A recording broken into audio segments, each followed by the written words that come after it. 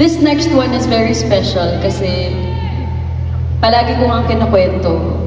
I'm not confident with my songwriting. It's one of those ways that I get to express myself, but I don't have confidence na maganda yung mga songs na sinusulat ko. Feeling ko, nakakapagsulat lang ako, but these songs are not enough, not good enough para i-release ko and i-share sa mga tao.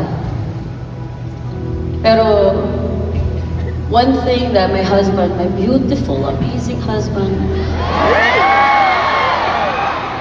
one thing that he taught me is that a bad song you wrote is better than a good song you never wrote. Parang minsan, ayaw mo mag-take ng risk kasi ayaw mo mag-fail. Pero kasi, failure is a redirection. Pag nag-fail ka sa isang bagay, it means that you're going to the direction where you're supposed to go. Kung saan ka dapat papunta sa buhay, sa craft mo, sa passion mo. And so, I tried writing again.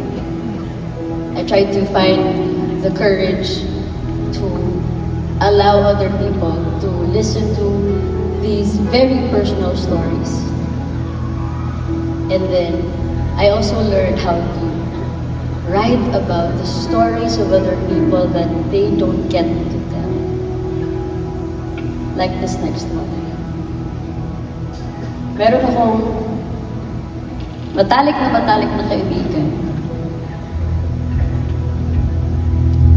na ang klase ng pagmamahal na meron siya ay hindi tanggap ng iba.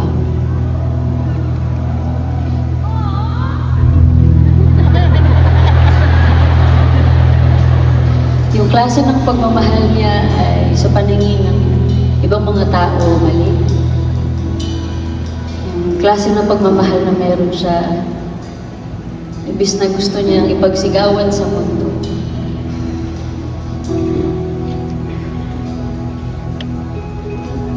Hindi niya nasasabi, tinatago niya sa sarili.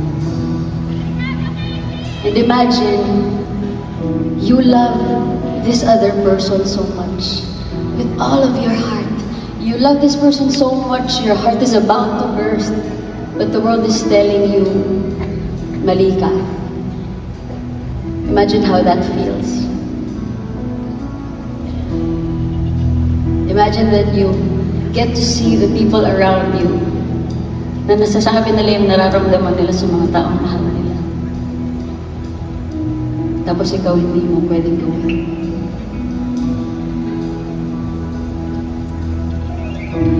And so, because my friend is not yet ready para ipagsigawan sa mundo yung klase ng pagmamahal na meron siya, I asked this person, can I tell your story for you? And while you're getting ready, sana tumulong tong kantang tong magpaintindi na nagmamahal ka lang. At sana dumating yung panahon na ikaw na yung makakapagkwento ng kwento mo. You don't have to hide who you are anymore. That you don't have to hide the kind of love that you have. And so sa kaibigan ko na yun, mahal kita. Mahal na mahal ka namin mga kaibigan mo. And we will just be here with you. We will wait with you until you are ready.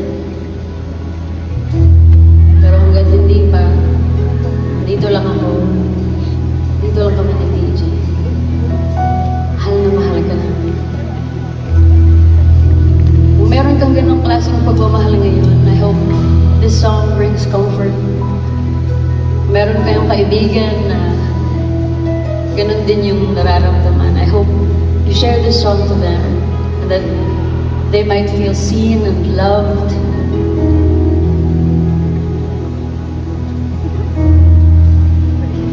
Sabihin niyo po sa kanilang mahal niyo sila. Kasi hindi pa nila maririnig yun sa mga mahal nila dahil hindi pa rin nila kaya sabihin.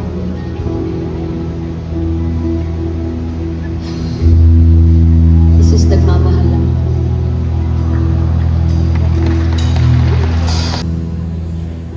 Kahit tagal natin,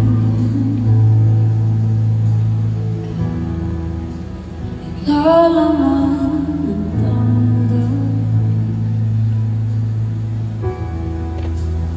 Itanong ko sa sarili ko, puso ko ba'y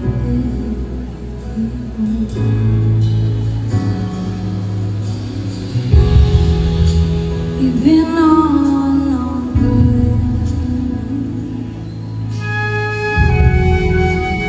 iwanan ko'y pinakusan. Dahil ang itim ay para lang sa puti, at nakikita ko'y mahalin.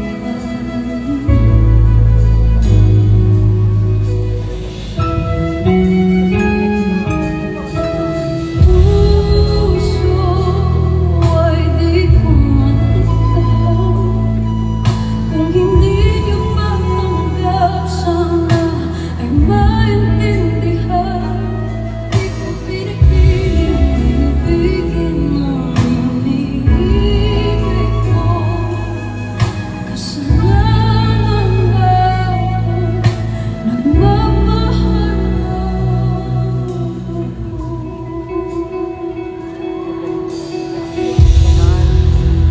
Di naman sila sadya mahulog sa isang isa.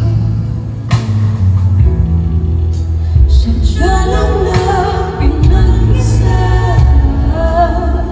ang puso ko at puso niya.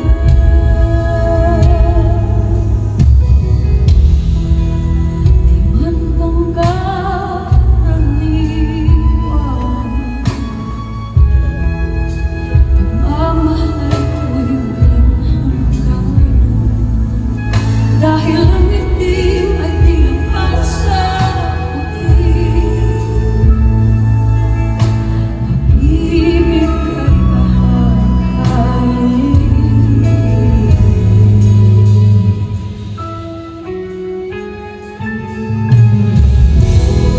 Puso ay di ko matiktahan. Kung hindi niyo matanggap, sana ay maintindihan. Di ko pinipiling maibigin ang iniibig ko. Kasalanan na nagmamahal.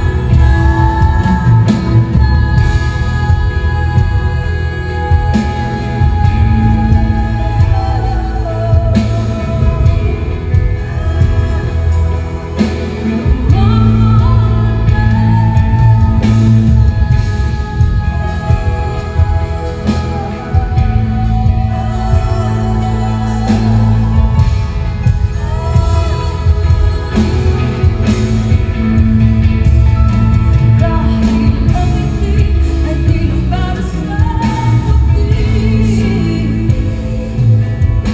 pag-ibig ay bahaghalin. Oh, pag-ibig ay bahaghalin. Oh, pag-ibig ay bahaghalin.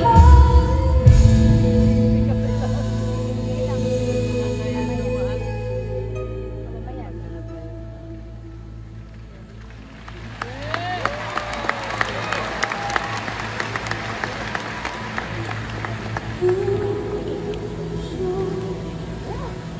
ay di ko